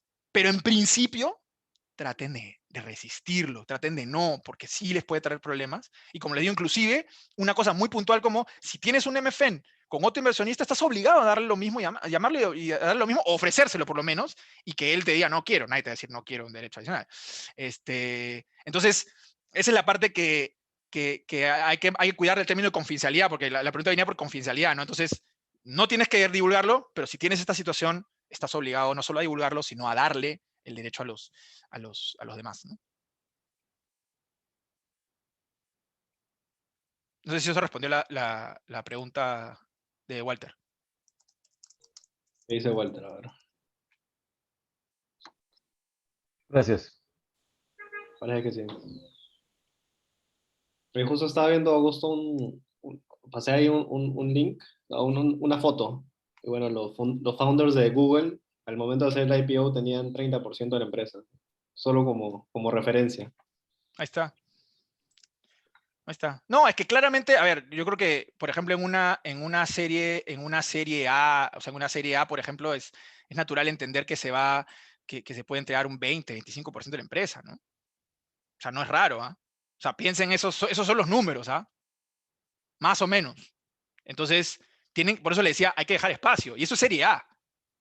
Serie A hoy día o sea, hoy día probablemente para startups en Perú, serie A es un superhito, ¿ah?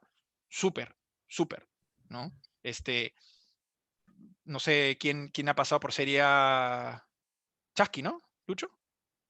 Bueno, Chasqui, Creana. De las recientes, sí, Quinoa, claro. ¿no? Claro, las recientes, pero son pocas. Es difícil. La mayoría van a estar en etapa pre-seed o seed.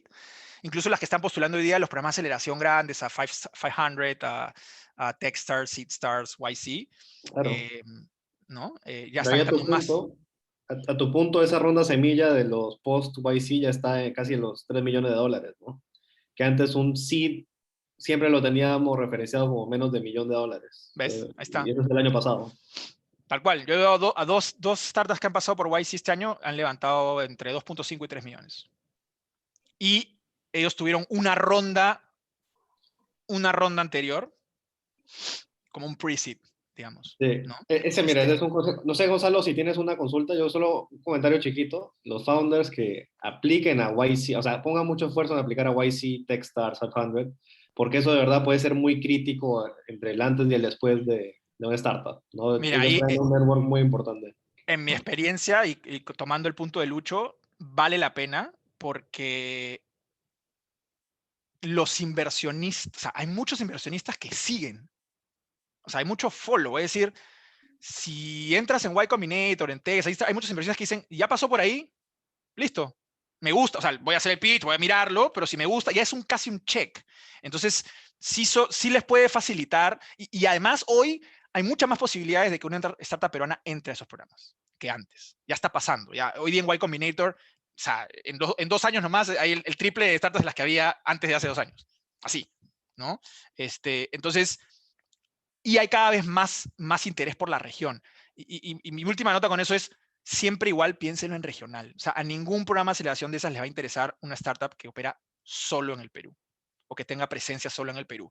Tienen que verlo como un tema regional, ¿no? Porque ese es donde está y vuelvo al inicio, a lo que decía al inicio. Miren cómo como la situación en la que hoy estamos medio de incertidumbre, hay que diversificar esos riesgos, ¿no? Idealmente, sobre todo en una región tan volátil y tan entretenida como la nuestra, ¿no? Sí, yo ahí tenía una pregunta, Augusto. De hecho, Claro. nosotros acabamos de ganar Acelera Perú, estamos en este programa de 500 junto con Innovate, que bueno, ahí van a quedar ahí 20 empresas de las 50 que han seleccionado y hemos llegado a la última etapa de Startup Chile que nos avisan el 2 de julio. Buenazo, felicidades, muy bien. Si es que nos va bien. Y de hecho nosotros estamos buscando algún financiamiento pre-semilla para tener capital de trabajo los próximos 9 meses y poder llegar a una primera ronda semilla. Entonces, en este caso, ¿qué porcentaje crees tú que sería interesante poder ofrecer en esta pre-semilla? Mira, es un buen punto el que mencionas porque creo que la pre-semilla, y ahí yendo al contemplativo, la pre-semilla en realidad hoy día es visto como una especie de puente, es una especie de bridge, ¿ya? Y así es lo que más o menos la gente lo está estructurando. Es, oye, ya, voy a ir a seed, pero para seed tengo que tener algo de tracción, ¿no? Tengo que tener algo que mostrar, ya. Entonces, para mostrar eso, necesito 50, 100, 200, me invento, lo que sea. Listo. A eso le vamos a llamar pre-seed. Eso es, ¿no? ¿Cuánto tiene sentido dar? Mira, más de 10% no sería la voz, creo.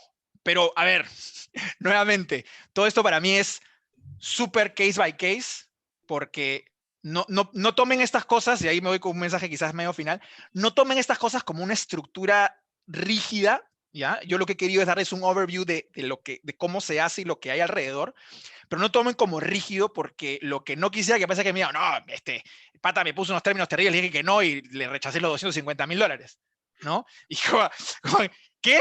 No, ¿qué pasó? ¿No?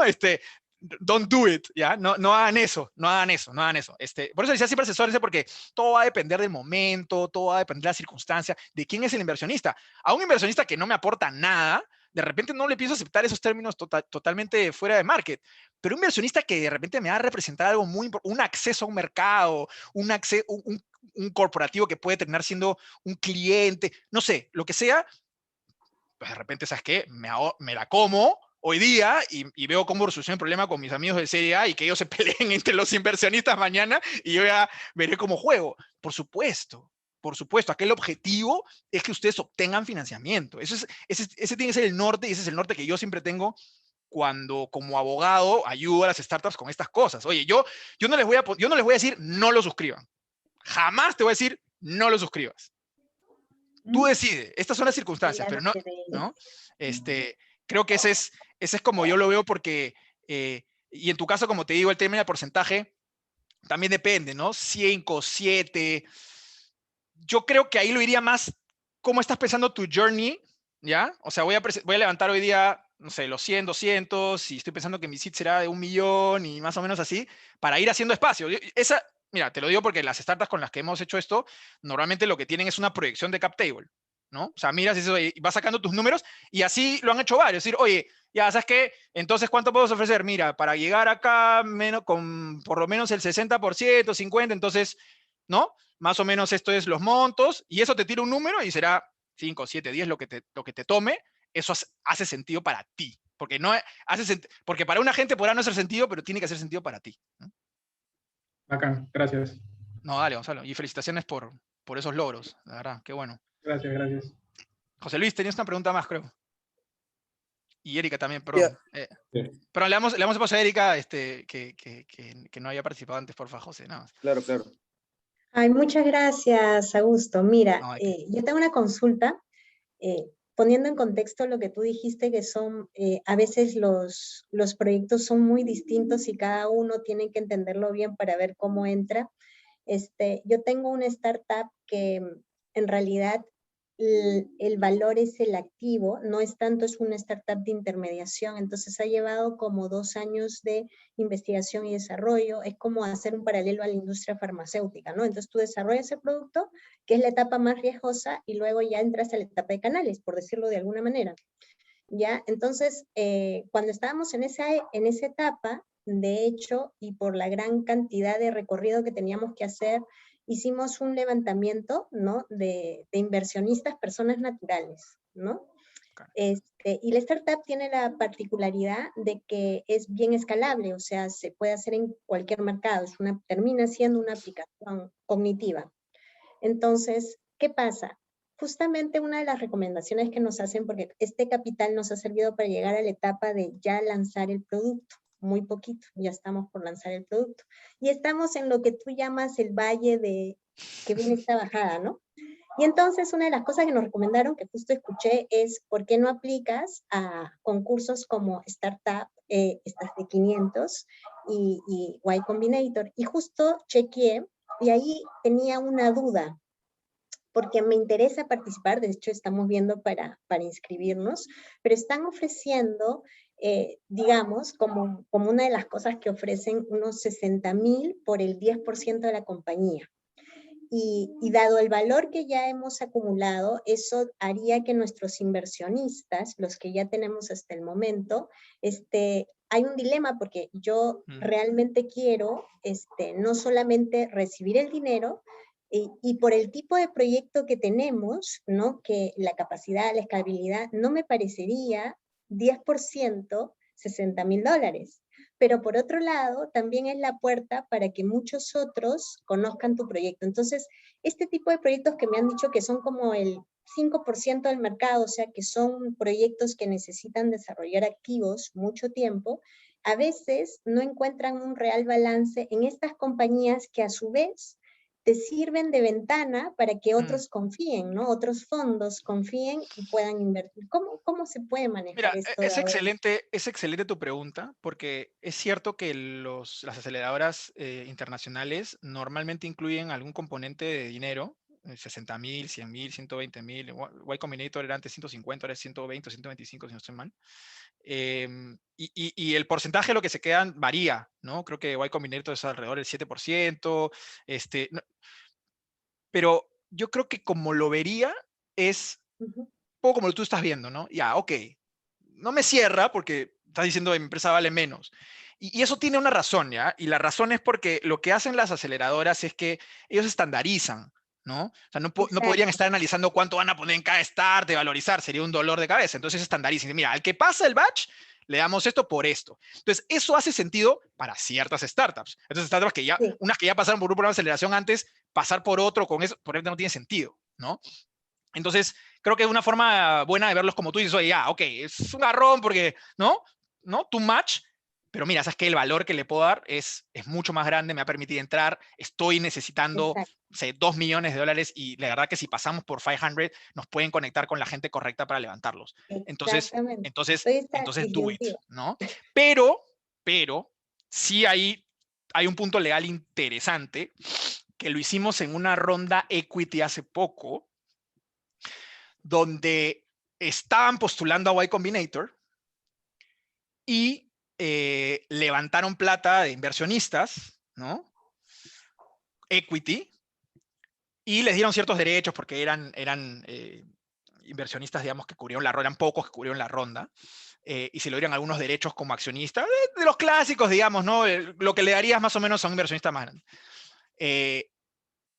Pero pusimos específicamente una cláusula que después le llamamos la cláusula Y Combinator, porque pusimos una cláusula en algunos documentos donde decía que, oye, sí, pero por si acaso, si postulamos a un programa de aceleración tipo Y Combinator, o el wording lo dejamos lo más cierto posible, pero si postulas a nuestros programas, no me puedes reclamar por nada. Te diluirás como sea y será el valuation que ellos digan y serán los términos que ellos digan. Pero para nosotros es valioso, lo aplicaremos y acá no se activa ningún derecho de nada.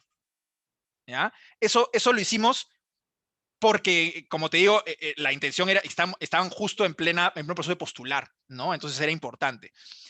Pero en realidad no está mal que siempre lo consideren, ¿no?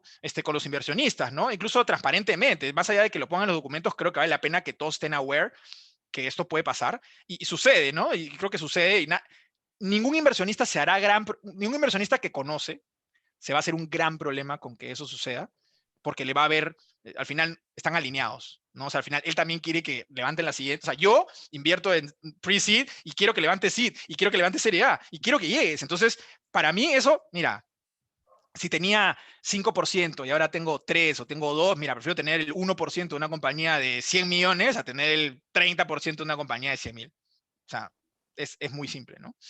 Pero sí está bueno que si tienen eso en mente, lo transparenten con los inversionistas y quizás lo incluyan en algunos documentos, ¿no? Perfecto, muchas gracias. José, perdón, te dejé colgado con la pregunta. Gracias, Augusto. Te quería preguntar, hablando de las rondas pre-seed o rondas ángeles, por ejemplo, si fueras a levantar unos $100,000, ¿colocarías un ticket mínimo? Porque tampoco supongo que es la idea que tengas 10 ángeles en esos 100,000. No sé, ¿cuántos es una cantidad? Lo que yo he visto, te diría que podría ser algo como $10,000. Porque más o menos si vas a levantar eso vas a tener 10 personas, ¿no? O sea, ya es regular, ¿no? Entonces, digamos, no sería la voz que tengas, entres mucho más, un monto más bajo, pero creo que también hay que estar abiertos a tickets más chicos dependiendo de lo que estés necesitando, ¿no? O sea, Los Ángeles, por ejemplo, no es raro que inviertan 10, pero también invierten 5, ¿no? Entonces también podría tener sentido pensar, oye, ya, de repente no completo los 10 con porque, bueno, pero esta persona me conviene tenerla, que invierta 5 no importa, pero me conviene tenerla, ¿no? Entonces, case by case, pero en general te diría que sí, o sea, un ticket mínimo, y hemos manejado, he visto tickets, inclusive en Perú, más grandes, ¿ah? Tickets de 25 y tickets de 50, pero claro, si es una ronda de 100, tickets de 50 son 2 personas, ¿no? Quizá en una ronda de 100 tenga sentido algo como 10, un poquito más, ¿no? Ok, gracias, Augusto. Yo lamentablemente creo que ya estamos contra el tiempo, nos hemos ido un poquito más de lo que era. Yo igual, como les decía, siempre estoy abierto a conversar, hay varios que me conocen, que hemos hablado varias veces, así que yo feliz de seguir explorando cosas y que tengan dudas y eventualmente poder ayudarlos. Mi idea acá no es, nunca cuando me contacten inicialmente, se los digo para que lo sepan, es venderles un servicio legal. Yo no estoy en esa onda, la verdad, o sea, yo soy, como decía, yo me considero un emprendedor en realidad, me considero parte del ecosistema, así que si me quieren escribir, no se sientan comprometidos a nada, escríbanme con toda la confianza del mundo, si tengo tiempo los ayudo, me va a pasar que esté medio complicado y no les pueda dar ayuda en ese momento, pero yo encantado, o sea, me gusta, me apasiona, así que con toda confianza, yo prefiero que ustedes me tiren sus dudas y tratemos de ayudarlos y no se metan en un problema, a que por miedo de pensar que van a gastar plata o que les va a costar algo, terminan teniéndolos. Así que nada, por ese lado, toda la disposición del mundo y seguramente organizaremos más cosas con PCAP veo que hay interés en estos temas legales aburridos, así que seguramente haremos algo más con Lucho para cubrir sus dudas, ¿no? Pero nada, gracias a todos por conectarse, por sus preguntas, por el interés. La verdad que muy, muy bonito poder conversar con ustedes y poder compartir y poder apoyarlos en algo a que despeguen y logren el sueño, ¿no? ¿Nos puedes dejar tu correo, Augusto? Y perdón por el Sí, abuso. dale, claro, lo paso ahí. Y si no me buscan en LinkedIn y escríbame con confianza en LinkedIn, eso sí lo veo siempre. ¿Dónde está esto? Chat. Perdón. Tengo tanta ventana. Lucho, ¿tú lo puedes poner? Porque no sé por qué no me... Chat, perdón, ¿tu correo? Ah, no, aquí está. Ya lo pongo. Aquí está. Ya, entonces, everyone. Listo. Cáceres, @estudio. Rodrigo.com. Tarifas preferenciales del estudio Rodrigo también. Hay descuento, man. No, y por ese lado te tomo la palabra, Lucho, te digo además de no se asusten con los términos legales y los costos, porque creo que los que estamos metidos en esto entendemos de qué va y tratamos de ser flexibles. Como le decía, yo no me gusta establecer como paquetes y cosas muy estructuradas porque creo que no funcionan tan bien. Pero sí hay cosas que tenemos ahí, de cosas muy simples y cosas que necesitan de constituciones y cosas que lo podemos hacer muy eficientemente para que no gasten plata, porque ahí no es donde está realmente el valor, ¿no? O sea, nosotros no creemos que agregamos valor en hacer las cosas tan simples, sino con el advice más fino. Así que nada, ahí están mis datos y nada, con toda confianza conversemos. Ha sido un gustazo poder compartir con ustedes. Gracias, Augusto. Y último, un mini cherry ya para ti, pero el estudio Rodrigo es el único estudio legal que tiene esta área de innovación, ¿no? Y ellos saben muy bien que tienen un activo grande con corporativos, que son clientes, ¿no? de la firma, así que también creo que hay un ángulo muy Sí, interesante. gracias por eso, Lucho, porque efectivamente en el estudio tenemos, además del área de Venture Capital, tenemos un comité de innovación que yo también codirijo. Ahí hicimos inclusive un challenge para buscar startups, acelerar startups de Legal Tech. Así que nada, si por ahí igual alguien está haciendo algo en Legal Tech, páseme la voz, que siempre estamos igual mirando esa vertical como estudio y como laboratorio de innovación, ¿no? Excelente. Nada, bueno, gracias por eso y bueno, vamos a almorzar, que ya deben estar con hambre también. Muchas gracias, estuvo genial tu charla. Gracias, muchachos. Un gustazo. Último anuncio para las startups. Tenemos ahí un tema pendiente con el Speed Mentoring, ¿ya? Fue un error nuestro en el tema de comunicación. Vamos a organizar un nuevo Speed Mentoring en las próximas semanas, ¿ya? Para que ustedes puedan conectarse con inversionistas. Y en la tarde, bueno, Erika, muchos éxitos con el Pitch Competition y ahí los Muchas esperamos, ¿no? gracias. Ahorita está en paralelo también los 3 unicornios que hemos traído al evento, así que los invitamos a entrar a la plataforma. Y más tarde, bueno, tiene la sala con Mariano Martino de Microsoft for Startups. Luis, y el de la gente de Bavaria que está... También está en Bavaria. Está abierto, ¿no? No va a pasar lo mismo que con el Speed Networking de esta mañana. No. Ese ahí sí está abierto en la plataforma. Listo. Gracias, chicos. Gracias. A disfrutar la conferencia. Gracias. Gracias, Erika. Sigan disfrutando. Gracias. Cuídense mucho. Cuídense. Chao.